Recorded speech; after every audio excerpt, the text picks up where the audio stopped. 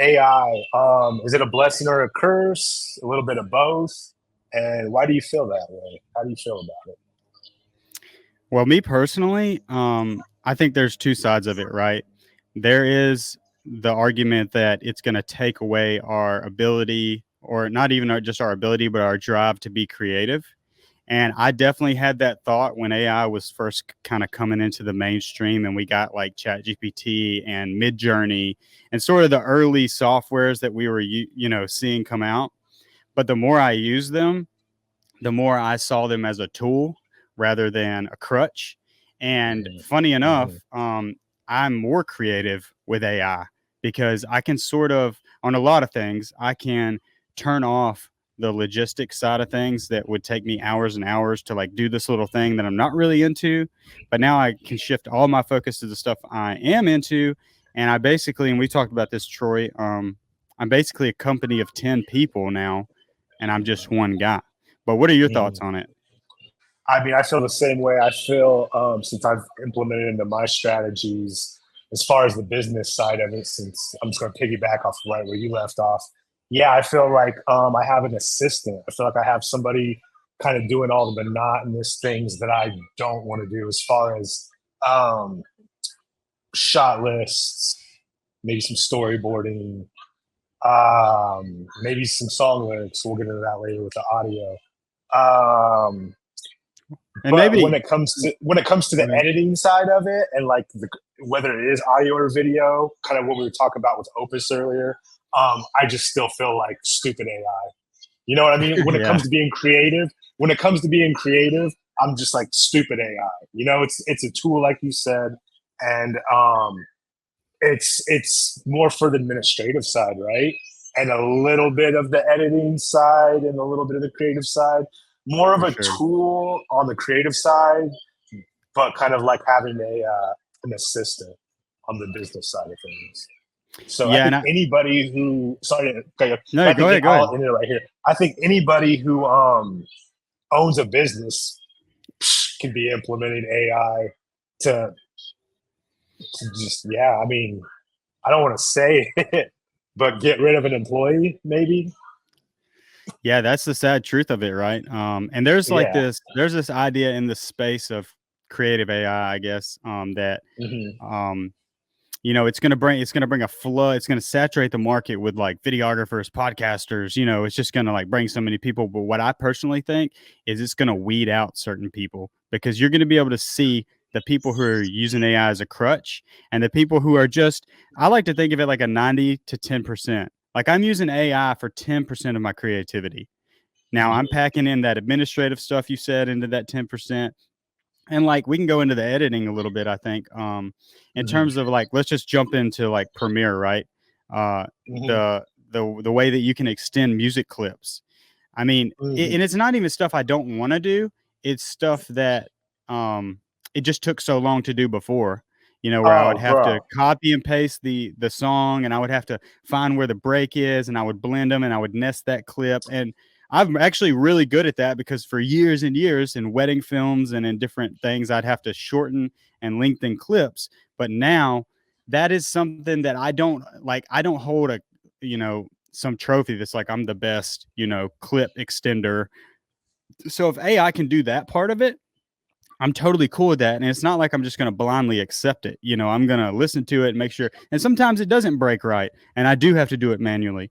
But Hmm. does that make me less of a creator? I don't think so. Cause I'm sort of, No. it's almost like using it's like using a plug-in to make your audio better.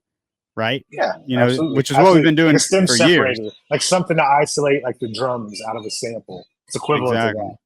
where And you then can take like like just the vocals out of on something. the photography side, I do this with our thumbnails for the channel a lot. Hmm. The expand tool.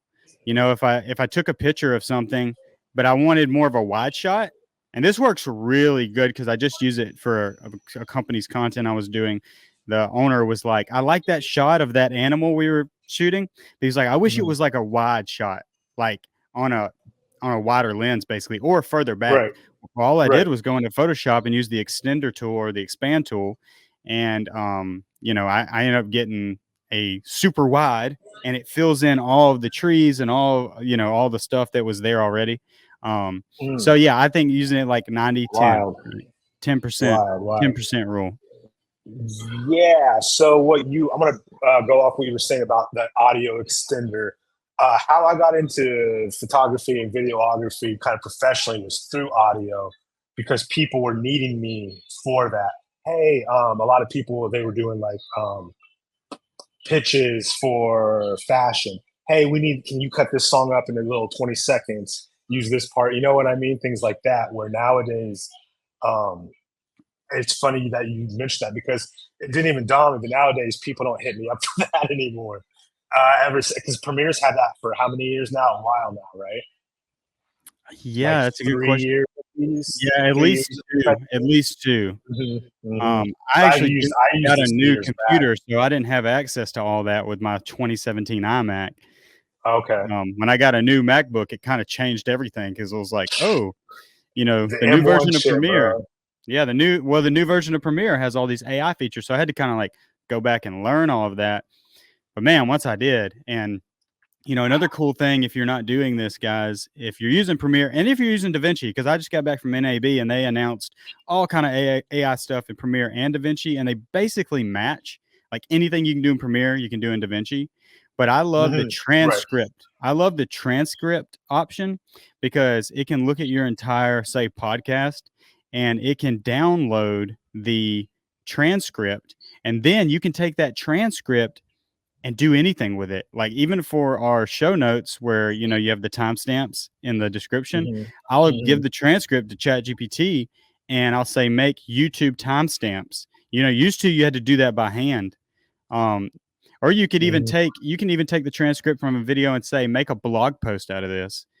And I just love the way that you can be creative on the front end, like make a podcast, and then you can use AI to make dozens of pieces of content after. Now it's feeding off of the content you originally did. So, and I get the argument if people are, that's not truly creative. That's not truly creative. Like, it's just not. Okay, cool. It's not. But you stay back there and bitch about it not being creative, and I'll just keep going. That's just how I feel about it. Well, on the other hand of that, so is hiring an editor, is that not being creative? Because it's kind of the same thing, right? You're having something edit your video for you. It's like hiring out an editor. Bro, except you're not paying for an editor. You make an incredibly good point. And I still think there's value in people, right? Like if I had the money, and maybe one day we will, be in a position where we have an editor. I would love that, because I do think a human could do better at 90% of things. Always. I mean, I'm gonna die on that 90-10 rule, right? Like for everything. I think a human's gonna be better at 90% of things. But even that human, I would encourage to use AI. If I hired somebody, I would say, hey, make sure you're using AI for like your little monotonous things, because you can be more productive. We can get things out faster. We can make more money. So I think it's a benefit. There's dangers to it, but talking about it in this creative space, I don't think the dangers lie in our space. Everybody on YouTube's using it to some extent. You notice it more and more the more you use it yourself. You're like, oh yeah, so-and-so podcast, they're using this. Okay. That's how they're getting the text so quick, and things like that. And talking about YouTube, I got to say, thank you, YouTube, for this. They just implemented or put out a policy about fully AI videos, because you can make fully AI videos with AI voice. Yeah, Sora. Well, not so much Sora yet, but yeah, like Mid-Journey and then morphing the video or whatever. They're not letting that fly on the platform. They just announced. So your video cannot be fully AI. Like what we're doing right now, we used AI to make the thumbnail. We'll use AI to do some descriptions. And so YouTube is going to look at that and say, oh, they used AI as a tool. If you're using AI to carry your entire channel, you're not going to get monetized. At least that's what they're saying. And I appreciate that, because that's going to help us out. Like, I don't want to be competing with a robot. We're actually putting in work. Yeah. It's kind of like I saw this morning, Sora Tribeca Film Festival is having a specific shorts section for Sora made AI generated stuff. which is Yeah, interesting. But that at is least gonna they're be put great. it in its own category, which is, I mean, if it's in its own category, that's fine, right? I mean, it's like it's another niche, you know, that somebody will be into. I'm sure there's people out there that enjoy watching that stuff. I look at it more like Sora would be cool for maybe like some special effects, you know, or some scenes like that where you're trying to put together a documentary or a short film or something like that. That's kind of what I was thinking today as I was looking at it this morning.